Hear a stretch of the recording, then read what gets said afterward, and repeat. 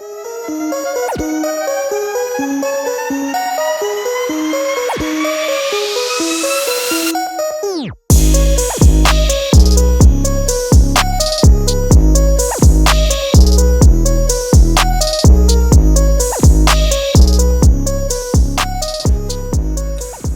old saying, trying to put 10 pounds of shit in a 2-pound bag. That's exactly what I got going on here with this. I'm not the first person to turbocharge a Volkswagen engine, but most of the ones I've seen, they don't run a hood or a trunk, whatever you want to call it.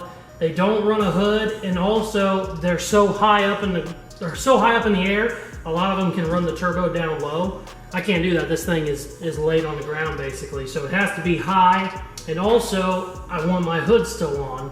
So I'm kind of trying to figure out what to do. I think I can cut some of this out for clearance if I have to, but since this is a fiberglass trunk, the more I cut out, just the weaker it gets, and I don't want it to just be a flimsy piece of crap. Since it is going to be on this side, I got to shorten this exhaust pipe as much as I can.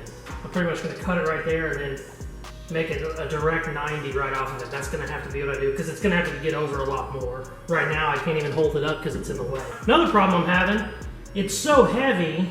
This is a little bit bigger turbo than I probably should be running, to be honest with you. But it's so heavy that I'm worried it's going to be too much just for the exhaust to hold up, especially the way these bolt in on these Volkswagen. It's kind of weak already. So I think what I end up doing is I'm going to make a bar that ties in across, and then the turbo can bolt onto that as well. I think that'll kind of help it with the weight, and it'll keep it from doing anything silly, because I'm worried, like I said, once I get it mounted on there with the exhaust, I'm worried it'll start sagging or something while you're running it, and just, they're already kind of funky to get working perfectly. You don't want any variables, and if it's pulling on stuff and it's causing exhaust leaks, it's just going to make it run like shit. So I think I'm going to end up tying in some sort of a brace, but I'm going to figure that out after I get these exhausts cut.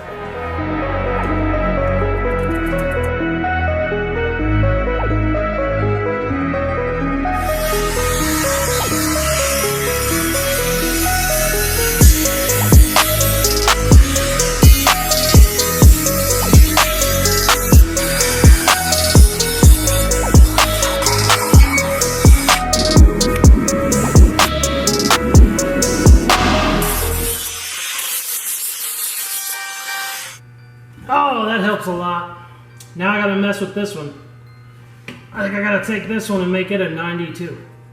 If it's a 90, then I can mount my carb right here. Actually, I take that back. I think I'm gonna make this mount here that goes across.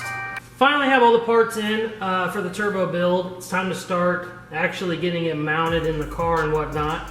The thing I'm running into, well, I'm running into about 10 different things, but one of the main things I'm running into is how heavy it is. And normally turbos are held up by your exhaust system, especially on a bigger car.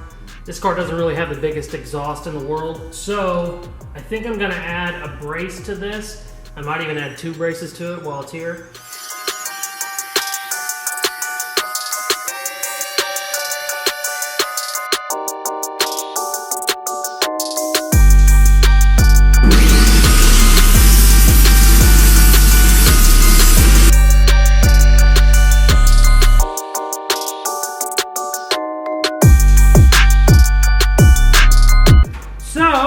Time to start making our exhaust and also the carburetor intake, the carburetor mount and the intake.